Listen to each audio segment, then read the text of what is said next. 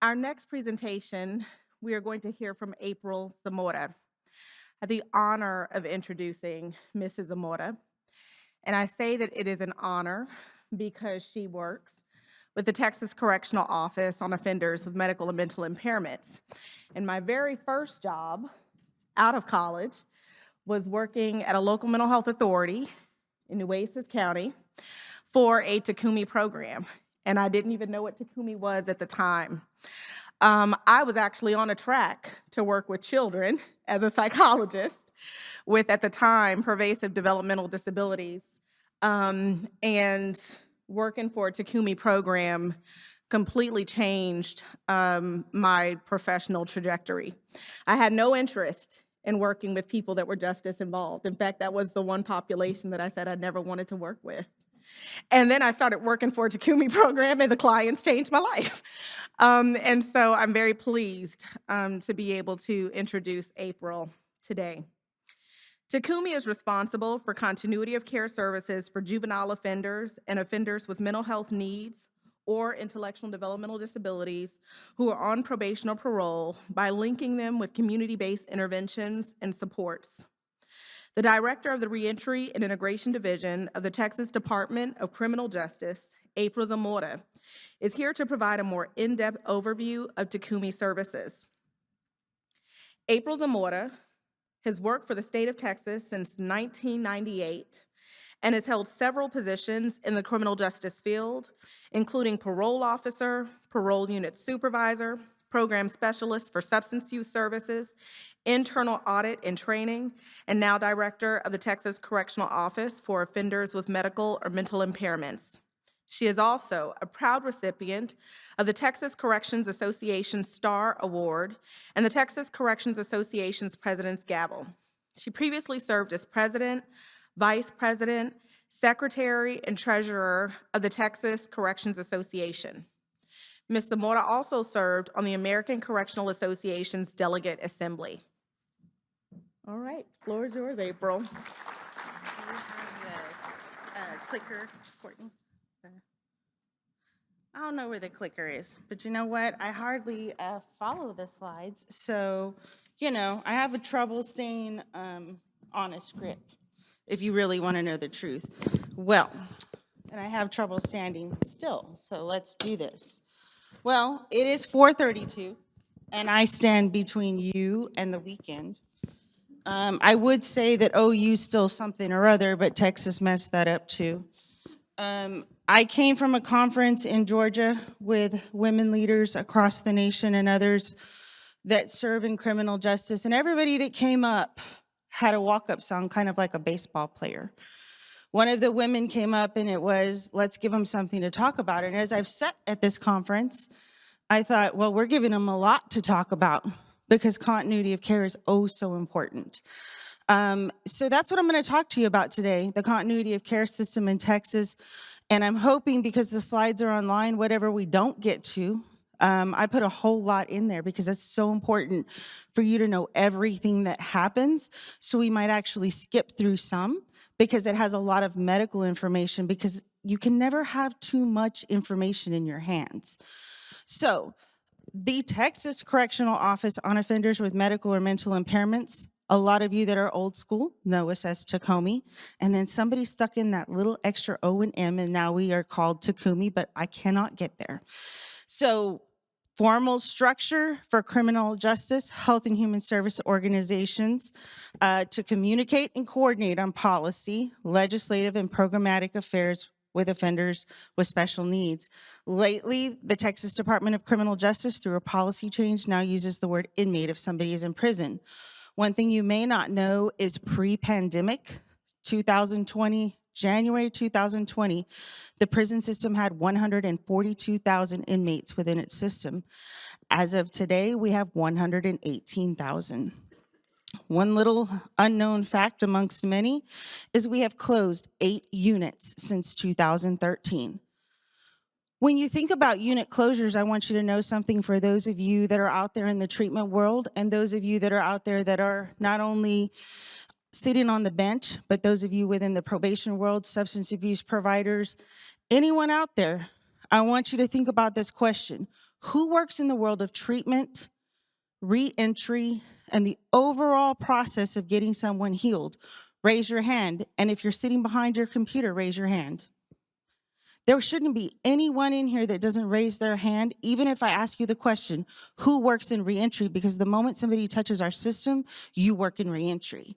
So when you close 8 prison units, it takes everybody in this room, because we're thinking about real diversion, we're thinking about real healing, and we're thinking about doing the right things in the system. Along with closing 8 prisons, we have idled 4, obviously because we are not using the capacity that we need. So TCOOMMI, let's talk about where we are. We're one of the first states with a statutory body that mandates coordination with offenders with special needs. Texas, y'all, is the only state with medical mental health continuity of care legislation that does not require a release of information to be signed. Health and Safety Code 614-017. Let's talk. Let's talk about what is good for the people that you are serving. If it is for the purpose of continuity of care, you can indeed share information. Why would we do that? Because you are trying to get people to the appropriate place at the appropriate time to give them the appropriate services they need. I was sitting over there clapping when the chief said something. Collaborate with your local mental health authority. I have been with TCOOMMI since 2007, and I remember the CCQ match, okay? The initial thought process was to have that in and available to the police officers on the street. Why? Because it is not a jail diversion if they're in jail, right? You want somebody to know who they're interacting with at the street level, because we don't want people to go to jail that we're mad at. We want to make the intervention that is appropriate. Now, the most exciting thing to me that you all have heard is that statement on top of listening to Ms. Green, who I truly value, because then we have the folks that have the true criminogenic risk that we need to put in the right dose of service, right? So let's deal with those and have a mental health diversion that's appropriate. So just so you know, we are one of the few states with targeted funds for juvenile and adult clients with special needs. What does that mean? We have commingled caseloads, which means TCOOMMI matches money with TJJD for probation services, and then adult probation and parole does the same things. I've been in Georgia, folks, for 3 days. I think this statement still remains true. Texas, you are one of the most proactive states in regulatory, statutory, procedural, programmatic practices for clients with special needs, and I can't erase that thought and will never take that down, because you do a great job, even though we think we're struggling sometimes. So what is the role of TCOOMMI? Mental health TCOOMMI services. Thank you. Courtney, you are relieved. I'll be damned if I didn't find the clicker. Well, there you go. It was the doc. All right. So the role of TCOOMMI. So TCOOMMI provides mental health services, medical services to include continuity of care for chronic medical needs. We have people who do nothing but nursing home placements, placements to assisted living, group home placements. You saw the new study. Everything has to go together. It's a wraparound provision of services. We also receive money for the Minority AIDS Initiative, or HIV planning. If you're coming out of prison and you need that continuity of your medication, we provide that as well. We also have something called medically recommended intensive supervision, and we may not get into that today. So, next slide. So, how do we pay for all of this? Well, we went from a little bitty shop, I would say, and this year we have a little bit of money. So there's about $55 million that goes into these programs. When we first started, there wasn't a whole lot, but over time they've continued to build. We have a contract with every single local mental health authority. I've seen some of the great folks in this room. I've seen Harris Center, Wayne, Shelley I've seen out there, Beth I've seen out here, and of course, Integral Care you've seen up here. So that is where we are. About 5% of that goes into our administrative overhead. So we send as much out to the centers as we can because there's no point in us holding it at the state office. It is meant to serve our clients. So the role of TCOOMMI. So it sits under the Reentry and Integration Division at TDCJ. So it is a combined office. Why? Because TCOOMMI really is a reentry program, but it is for our special needs clientele. But before it came to reentry, TCOOMMI was established in 1987. We're enabled by Health and Safety Code 614. People don't know this, but we are the only division in TDCJ that serves youth. So we serve juveniles on probation. We serve juveniles coming out of TJJD. We serve probationers in the adult system. We have parolees in case management. We have mental health diversions. We have court resource programs. And little known fact, we also serve those who are wrongfully imprisoned as they're coming out of prison.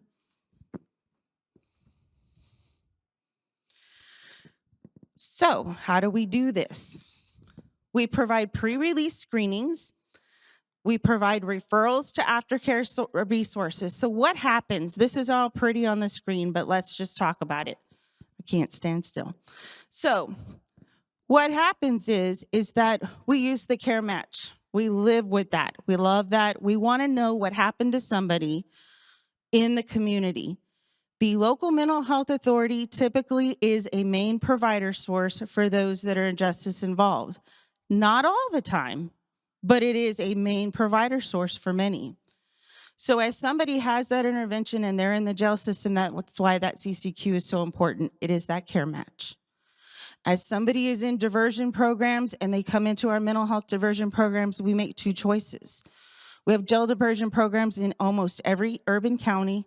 That is even El Paso. For those of you in El Paso, we consider you urban.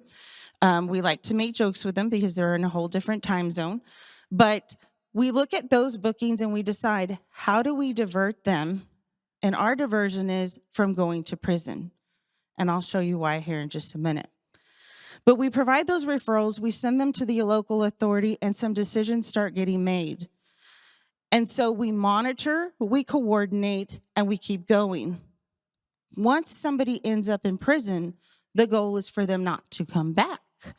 So when they release from prison, we're providing them with a 30-day supply of medication. We're making sure that they have a referral to the local authority. And the end game is the local authority makes a decision on what is the best course of treatment for them. Do they go into an intensive case management protocol, a transitional case management protocol, or is it most appropriate for them to go to the local mental health authority? I want to bring your attention to also the fact something that happens within our processes is that we do pre-release screening coordination. So our veterans, we do all of their benefit applications. If a veteran needs to have a CMP exam done, we have that done before they are gone. So I know Tim Kiesling talked yesterday about the Veterans Reentry Dorm at Travis. During COVID, we made some very hard decisions and long decisions because guess what? We are now under 86 state jail inmates that are veterans. So we said, well, great, this is good. That's a positive thing, by the way, because at one time there were over 600.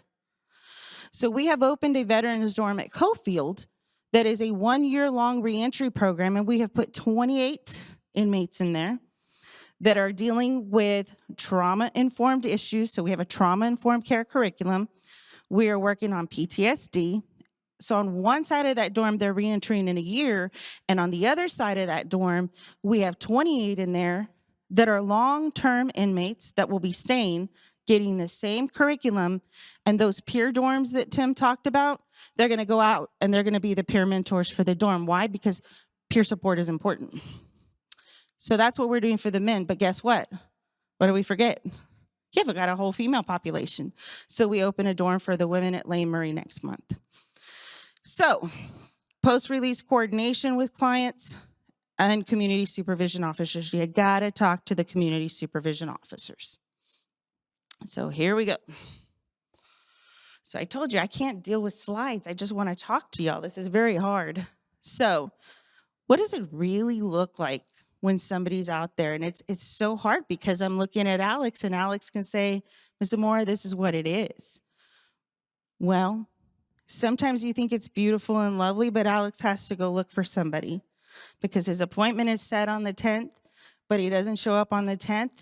We have to go look. Alex can't turn down a referral at the new program just because somebody doesn't show up. He's got to call the supervision officer and say he didn't show. And then guess what? He's going to try to go look. And then, lucky for Alex, they're co-located. So a lot of our programs have gone to this process of, I can't open a new caseload, I can't get any more TCOOMMI funding unless we co-locate. I'm going to tell you something about the success of our programs and why they continue to do better. It is that co-location process. There's immediate intervention, immediate access to the supervision officer. And when the supervision officer needs immediate access to Alex, guess what? Alex is right there. So how are they eligible for our programs? Well, really, they got to have a diagnosis. We're looking for different levels of criminogenic risk, and I'm going to show you that pretty much mapped out. But we're not just looking for those with schizophrenia, schizoaffective disorder, bipolar, major depression. We've got psychotic disorder, PTSD, anxiety, delusional disorder, but that other little, any mental health diagnosis that is severe, persistent in nature. House Bill 1908, NASHTAT, several years ago. Because here's the deal, we had women coming out of, we have a Bambi program for women that are pregnant and have their children while incarcerated. What about that postpartum depression? And they're struggling a lot. We got that open window to go ahead and serve them with our funds until they were able to come over that hump. So we got some good things. But the big thing I want to draw your attention to is our reincarceration rate. Somebody's staying in these TCOOMMI programs, it's 15.5%. And so how do you get to that 15.5%? You're going to co-locate, you're going to talk to each other, and you're going to use that R&R, the risk, needs, and responsivity model. And that's why I was loving the fact that Ms. Green talked to you before me.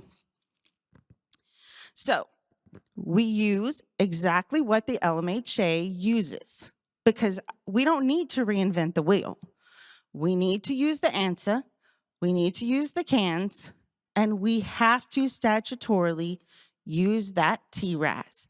That TRAS, everybody uses the word, everybody wants to know about it. Let's give them something to talk about. We've talked about it, so we all know what it is, but it really drives that level of supervision, but it gives you what those needs and risks are, gives you the responsivity, it tells you the referrals needed, and guess what? If the supervision officer is doing everything that we're asking them to do, Alex better have it in his hand. Marley better have it in her hands. Everybody better have it. Because they should be treatment planning together and have a common goal. So, big old mess on this slide. Who helped us get here? Who helped us come up with the model? Dr. Jennifer Scheme.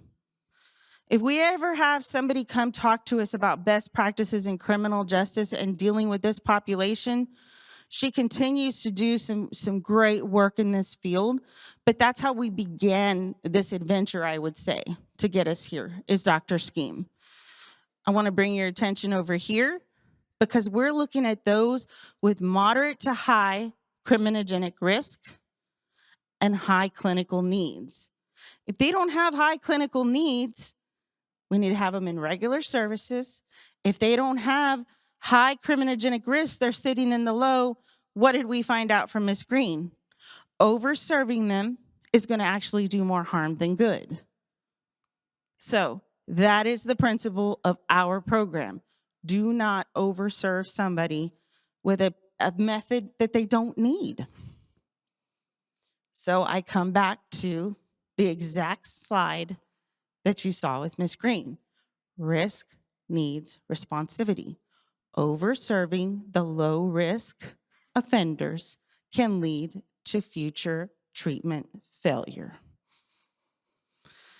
So we break it up into 3 levels of care. Basic continuity of care. If you're coming out of jail, prison, or return to the community on probation from a treatment facility, TCOOMMI will pay for up to 90 days worth of medication. The ANSA will authorize your level of care until the local mental health authority decides where do you need to be programmatically.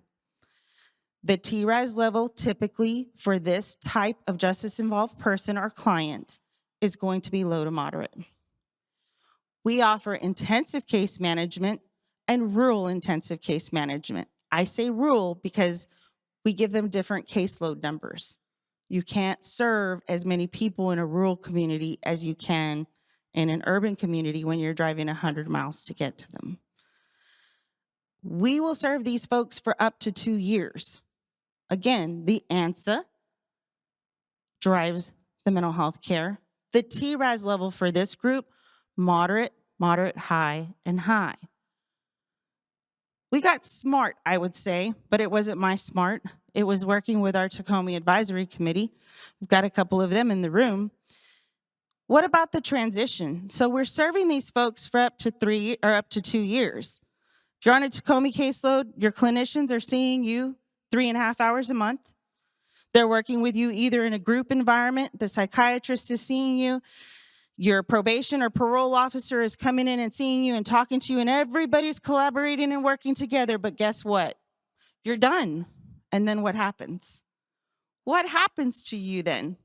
You go into the regular mental health authority, and you may go back down to level of care 1, and you may not get seen but every 90 days. And guess what was happening? Boom, crash, boom, and they were right back with us. They weren't compliant with meds. We kind of set them up for failure. There was no transition point. So initially, transitional case management, that's what it was. How do we transition from one place to another? But we have also utilized it for some of those communities where they said, we really want to work with those low-risk inmates. Can we test that? So we've utilized it for both population, those stepping down from care and those who have those low-risk needs. And perhaps it was better to leave them in services with the TCOOMMI program so that they can work collaboratively with the supervision officers. The juvenile case management program, I'm not sure if any of you all have heard about special needs diversionary programs. There are still about 9, I believe, across the state. Those are JJD programs with the Juvenile Probation Department. I know we had a juvenile probation panel, but they can stay on the entire time that they are on probation. There is no begin, no end rules. They can stay on it the duration of probation. The one thing about that program, and TCOOMMI Advisory has a juvenile subcommittee going on to address this, is the failure within that program is with the departments that put their clients on this caseload as a last-ditch effort. This problem here is that they're not putting them on this program until every other program has failed, but it's an entryway program, because all of these other programs are actually at a higher level of service, and ours is actually meant to be an entryway between the family, the client, and the consumer. But it is now being thought of as a last-ditch effort. Wait, let's try TCOOMMI. Well, really, it was meant to intervene as a touch point at the very beginning with the courts, with the juveniles, with the family. So we're working on dealing with that as well. So how many do we serve? And I knew that was going to cut off because I saw it on my side. It's kind of amazing what $55 million can do, and it's a little small on that screen, but I can give you the numbers, and I don't think I'll have to be like Rachel and put on my glasses because I've been practicing. So I'm making fun of you because I don't have my distance glasses on, so I can't see your faces. So it's not going to bother me if you're making faces at me. But in FY18, in continuity of care alone, it was about 33,700 in continuity of care. Transitional case management overall was about 1,400. We were just starting to really get into it. Looking at intensive case management, about 44,000. Juvenile, it was 17, or maybe I do need my glasses. It's about 1212. Coming into FY21, you would have thought about COVID and you would think some things would change, right? But we were still releasing the same type of client from the prison. We were still seeing those that had needs out in the community. So if you look at that number for continuity of care, 35,361 were served. So on our intensive case management programs, we served 2,600.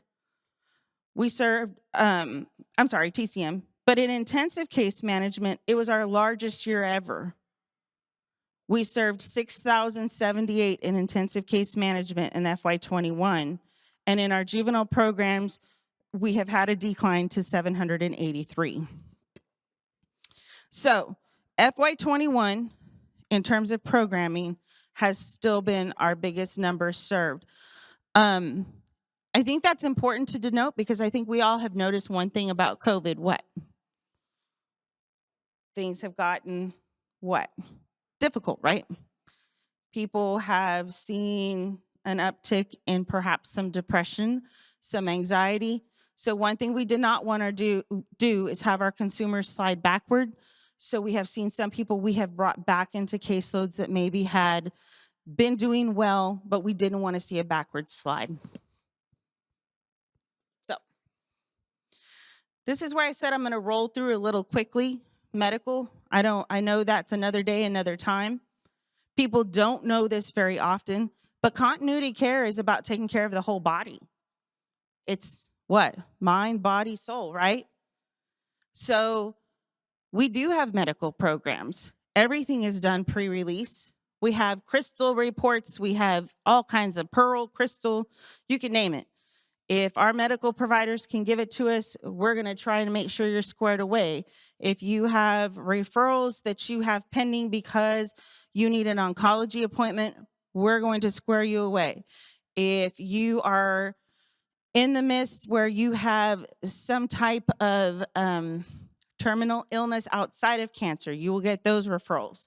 So, sorry, I'm trying to rush, so my mind is trying to go through my Rolodex. So those are the type of medical continuity of care referrals, on down to making sure that you know if you have something like diabetes or asthma, we will tell you where your local providers are in your community.